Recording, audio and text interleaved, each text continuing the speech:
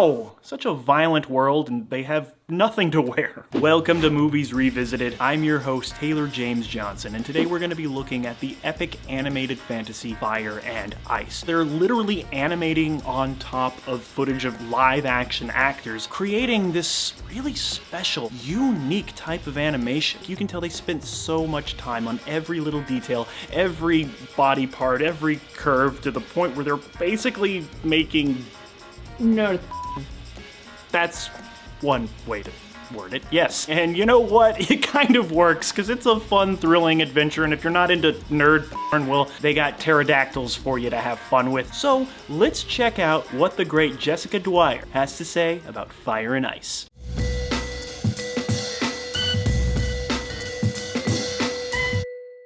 Animation and fantasy go hand in hand. In the 80s, there was a boom of fantasy epics in the land of cartoons that had nothing to do with the House of Mouse and everything to do with adult content. This was helped along from the previous decade by creator Ralph Bakshi, who had started things off with Fritz the Cat and would be the first to do a feature-length version of Lord of the Rings with his animated film, as well as the trippy flick Wizards. During our fave decade, anime would find a welcoming home in the US, with a number of classics that would be released during that time. Canada would get into the mix as well with heavy metal, which we'll get to.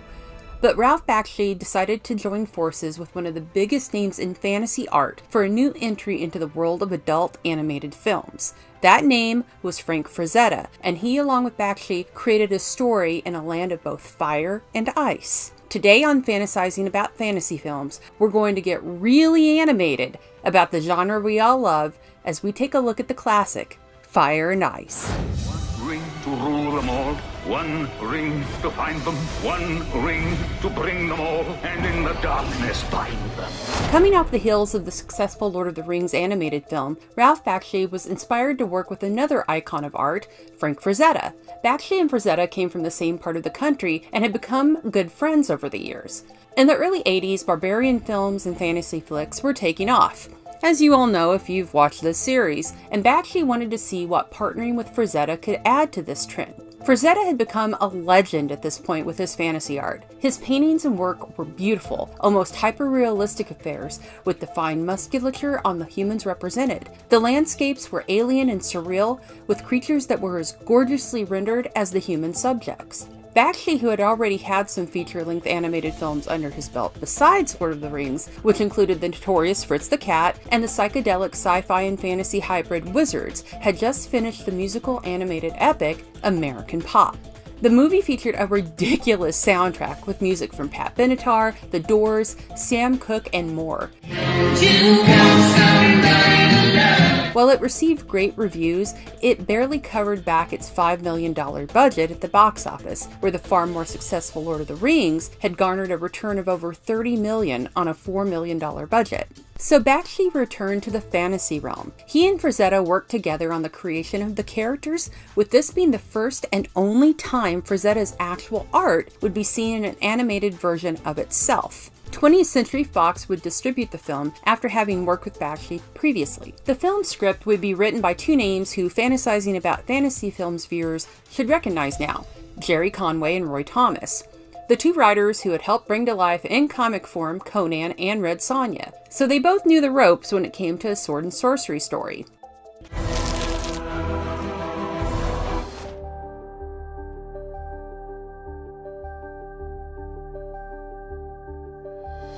Long ago, at the end of the last great ice age, there arose in the north a powerful queen. Fire and Ice starts with a brief introduction to the setting of the story, and then quickly moves into the action. The tale takes place in a world filled with large, monstrous creatures and magic. The evil sorcerer Necron, his name's Necron, what do you think he'd be, is a master of ice magic and is slowly taking over the world with massive ice glaciers he controls, it would seem with his own body and will. The glaciers destroy everything in their path.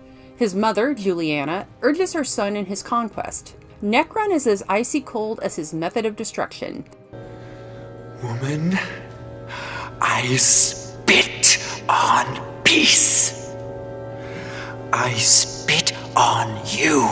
Pale, nearly blue skin and white hair. They live in a stronghold known as Ice Peak. Fire and ice is not subtle in any way. The glaciers destroy yet another village as they make their way to Firekeep.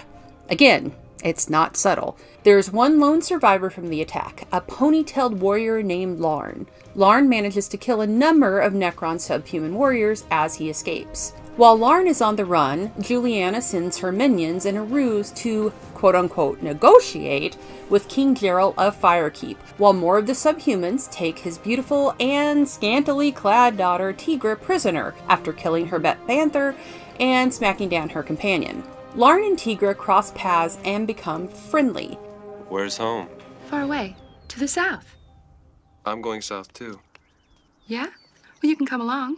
Tigra is captured and escapes a lot in this movie. You'll see the pattern soon. She and Larn manage to survive in the weird wilds of the forest, while Necron's minions search for them. Juliana isn't happy about Tigra getting away, and she soon shows she's powerful and just as merciless as her son is, much to the detriment of the subhuman's health. Larn and Tigra are attacked by a massive squid-like creature, with Larn nearly dying as Tigra is once again captured. Again, this is a pattern. She's again captured, yes pattern, by a big lumbering red-headed creature who takes her to... We're led to believe it's his mother? The creature is Atwa, and his mother is Rolal, who at first is really pissed off Tigra is wanted by Necron. Necron? The girl is wanted by Necron! The bitch! She brings danger to my house! Then she decides to heck with it. We'll use her to curry favor. She soon learns this isn't a good idea, as Atwa is killed by the subhumans, and so is she. And they once again take Tigra away. Larn is found by my personal favorite character of this story, the badass and mighty Darkwolf, a man who deserves his own goddamn heavy metal soundtrack theme song every time he appears on screen. Don't judge me, you know it's true. Darkwolf nurses Larn, who really is a bit of an idiot, back to health while Tigra is taken to Necron, or at least give her another heir she could more easily control. As it is, Necron has Tigra thrown into a pit and tells Mommy he's had enough of her whores. Next time you present me with one of your little sluts, mother dear, I'll squash you like a bug! You have to wonder how many times this has gone down with Necron before. While this is going on, Larn and Darkwolf have a head of run-in with the subhumans, where Larn runs off and Darkwolf kicks ass like a goddamn champion. You'll soon realize this is an ongoing routine with these two. Larn runs into what is left of the creepy witch in the burned down remains of her hut, and she tells him where to go to find Tigra before creepy dying completely. Realizing that he's not going to get his daughter back, at least easily, and his kingdom is about to be turned into the land of Dairy Queen, Geralt sends his son Prince Taro off with some of his soldiers to try and get Tigra back. He's also on the verge of releasing the lava flows from his volcanic home in a last-ditch effort to stop Necron. Larn gets on board the ship they are using to make his way to Necron. Things go about as well as you would expect with Taro and Necron, with the insane ice magician making all of his soldiers kill each other, and eventually Taro himself. Larn, meanwhile, screws up again and doesn't find Tigra and is, once again, saved by Darkwolf after he's toyed with by Necron. The duo go to King Geralt, who's about to go full volcano on everything. Darkwolf and Larn convince him to let them take their Dragonhawks, aka pterodactyls, into battle to fight Necron and get Tigra back. This goes about as well as you would expect for the poor Dragonhawks. Collateral damage seems to not be a concern for Larn, but Darkwolf isn't going to be dissuaded and manages to at least reach Necron. Darkwolf is nearly stopped by the wizard's power, but as I said, Darkwolf deserves that goddamn heavy metal theme song for a reason. He slices and dices Necron to death, which causes the dying wizard's last act to be pushing his ice wall past the threshold of Firekeep. This causes Geralt to release the lava, which obliterates all of the subhumans, Juliana, the ice wall, and you would seemingly think everything. But this is a fantasy flick, and an animated one at that. The ice wall is stopped, Larn and Tigra push a dying Dragonhawk to its limit, literally grinning and hugging nearby its corpse after they land, and Darkwolf grins, astride his big black badass battle horse, having somehow lived as well.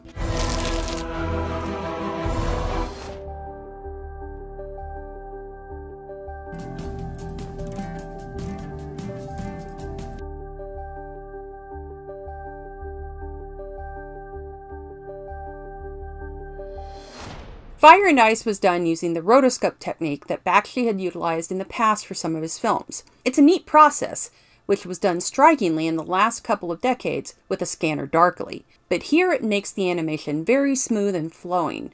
It's really like seeing a comic book come to life, as one reviewer stated upon release.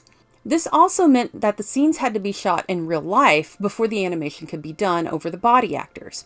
I say body actors because not all the characters were voiced by the actors who were the basis for their appearance. For example, Tigra's body was based on Cynthia Leek. This included her costume too, which she wore and had to move around in while being filmed. Frazetta's daughters have images from behind the scenes they posted of the reference shots for that stretching scene Tigra does while next to her panther. The casting for the body actors was done based on Frazetta's work.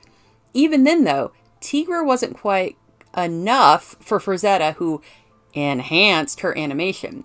Tigra's voice, however, was actress Maggie Roswell. Roswell had a healthy TV appearance list before Fire and Ice, but the irony I've been coming to terms with after discovering it, she would go on to voice Maude Flanders on The Simpsons. Honestly, what would Ned say? Oakley dokley. Lauren's body model was actor Randy Norton, but he was voiced by William Ostrander, who was also the voice of Taro. Ostrander may be more well known to you pop culture junkies, like myself, as the bully Buddy in Christine. Go to the office, buddy.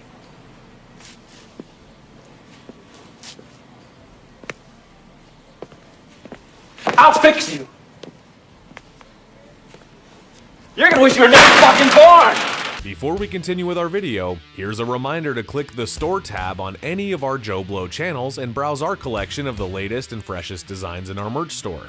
Go get you some. Juliana's body actor was Eileen O'Neill, but that voice coming from her and also narrating the opening could be no one else but the legendary Susan Terrell. Darkwolf, my fave dude, would be one of the few characters who would have the same voice and body actor for their role. Steve Sandor was the hunky Lars in the original Star Trek series and had been a part of a number of westerns on TV, as well as a variety of different shows like The A-Team and Knight Rider. He was also a part of the William Peter Blatty film, The Ninth Configuration. The behind-the-scenes video of the actors who played the subhumans fighting what looks like construction equipment in place of what would eventually become the giant lizard is amazing. Also amazing was the amount of talent besides Frazetta and Bakshi who were a part of the animation process. Peter Chung would go on to create Aeon Flux. James Gurney would make the beautiful book series Dinotopia. Steve Gordon would work on numerous animated projects as well, including Titan AE, a highly underrated animated sci-fi flick.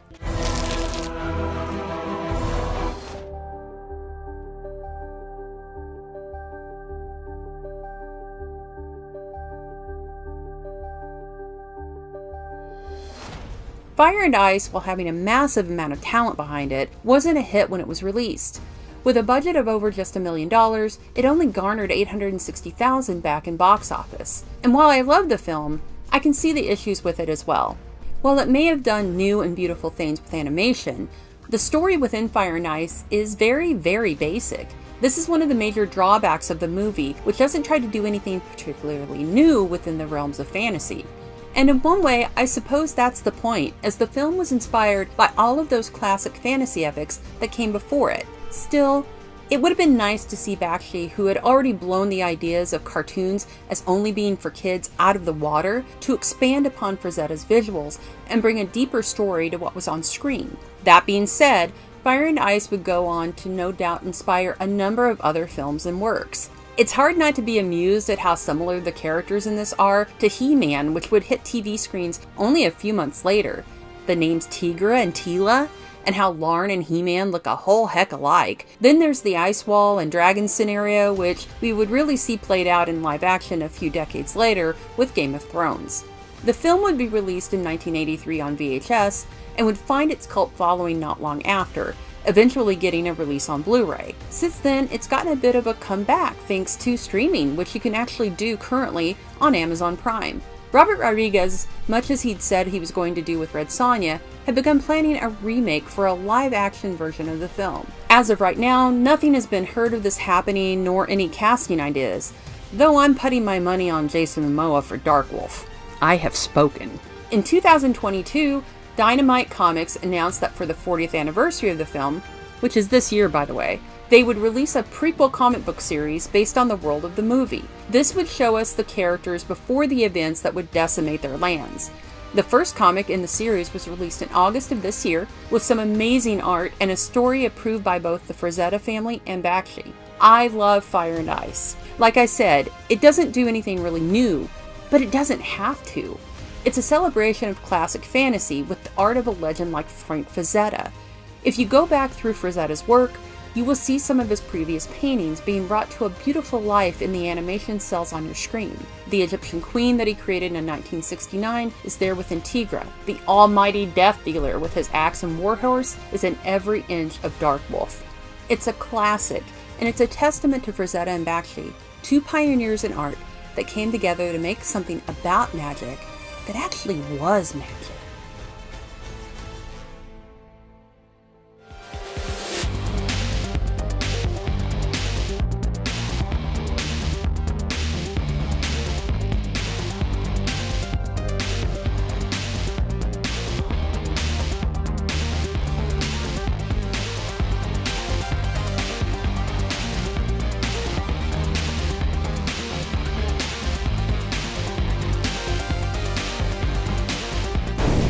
Thank you for clicking on our video, everybody. If you like what you saw here, please make sure you like the video and subscribe and share with your friends who like this sort of content. Joe Blow was created by movie fans for movie fans, and we appreciate your support.